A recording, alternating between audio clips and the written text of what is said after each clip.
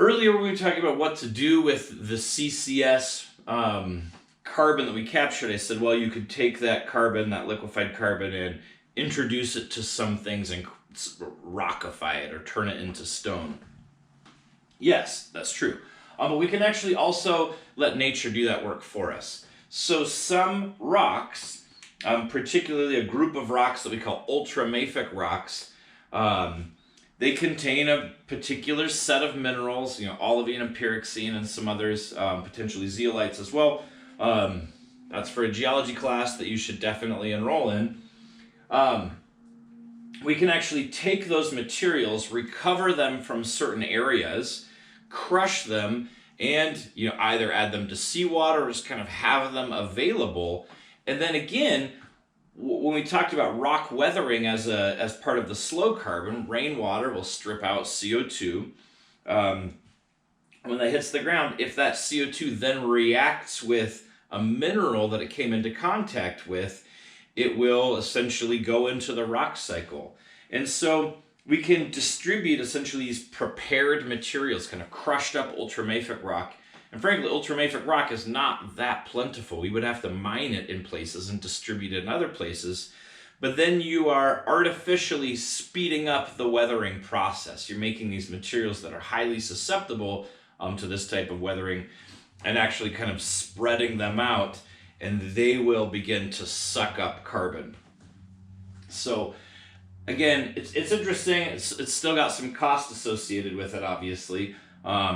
And again, ultramafic rocks, there aren't tons of them, but there are enough of them to make this work.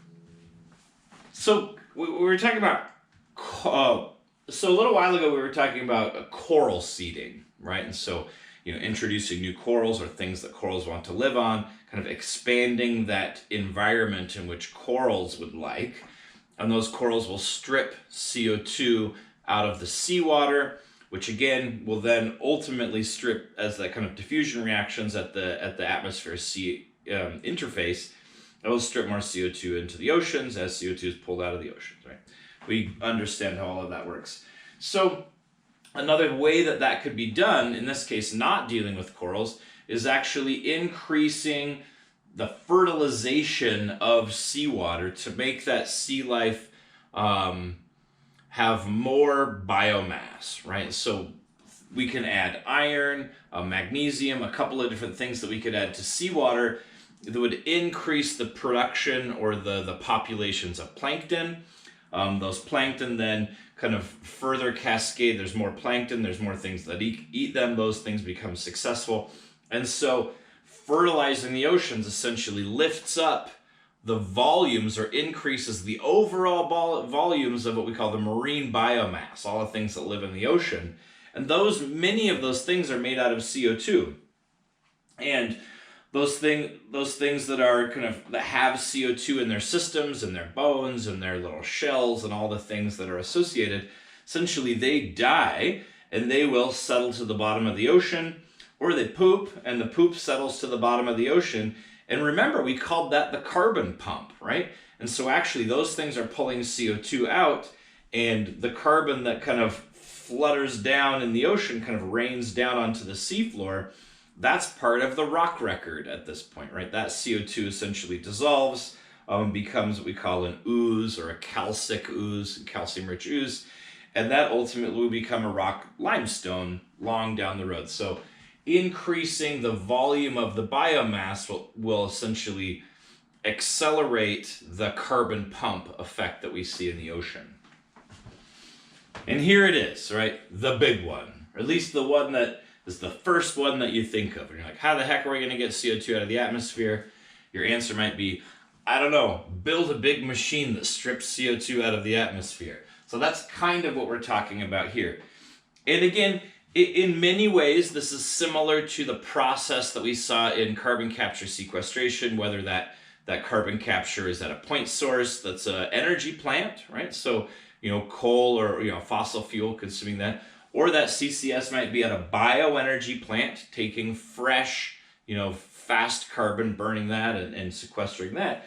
But here, we actually take these machines that are pulling in just air, just the atmosphere, and taking that atmosphere And again, running it through this fluid that's a solvent, and that solvent will dissolve the CO2. That CO2 can then be later stripped out.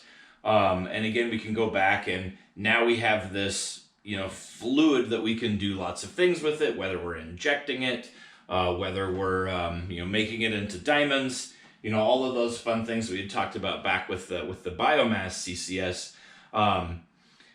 But this is doable, right?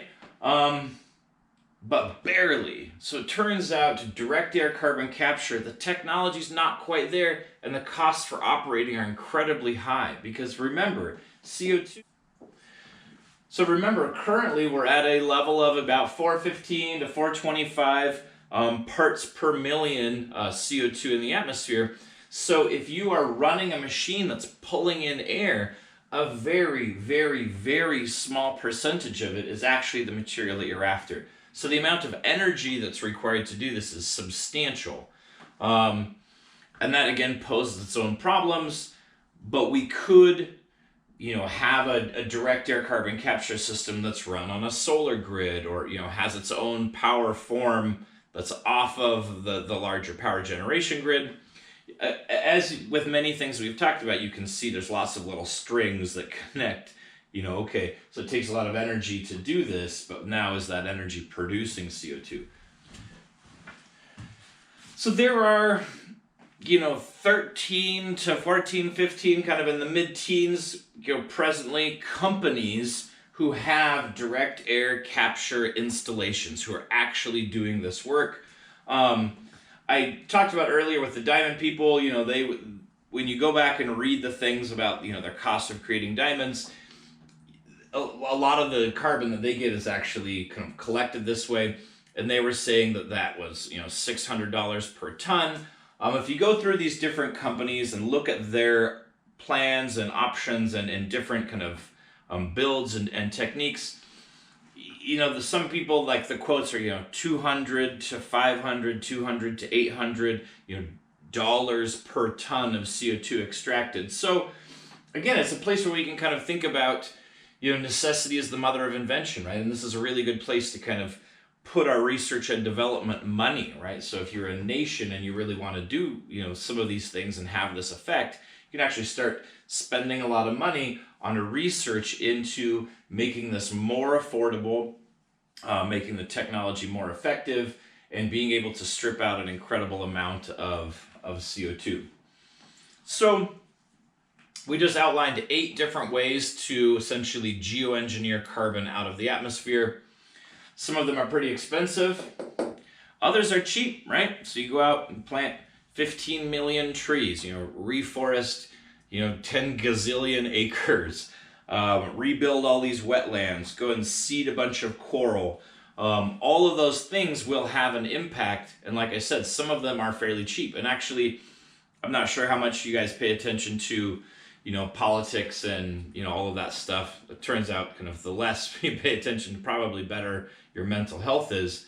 But even over the last 5 or 6 years, it has kind of bounced up at the national level of this idea of planting, lots and lots and lots and lots of trees, because a lot of people see that as a benefit. The problem is the trees can burn down. So the big picture is cash rules everything around us. We've said that over and over and over. Probably the song starts playing in your head every time we say that.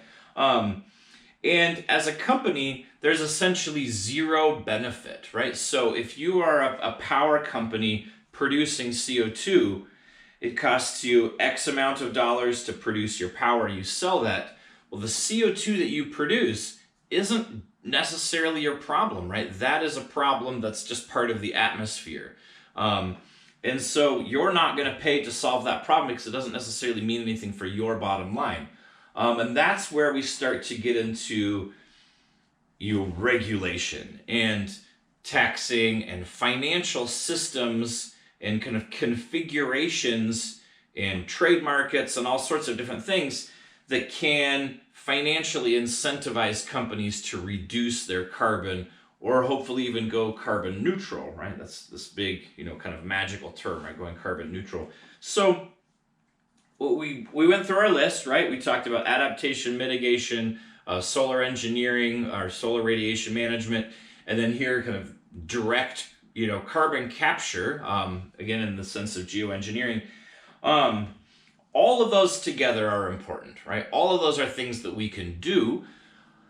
The most important one is the mitigation, right? The second kind of section that we talked about.